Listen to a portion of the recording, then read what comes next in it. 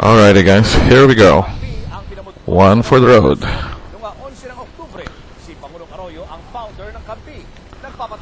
Ano ba yung katipunan ng mga magnanakaw sa Pilipinas? Kampe.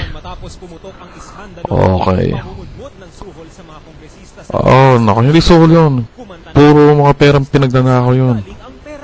Saan ang ganyan pera? Eh, di pinagnanakaw. Abante magnanakaw. Oh, jeez.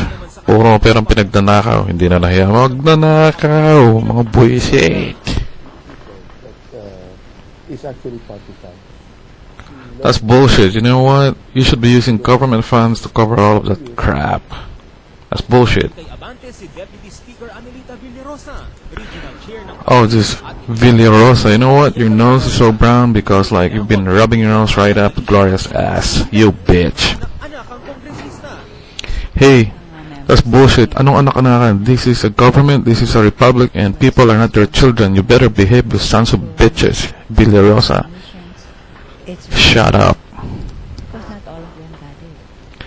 Oh, fuck you.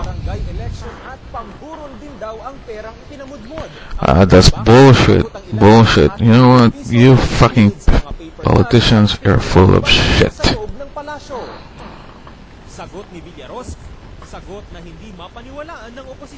Of course.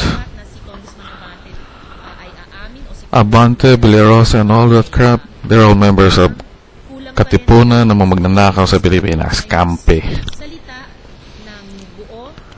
Oh, God. But hey, she's gorgeous, isn't she?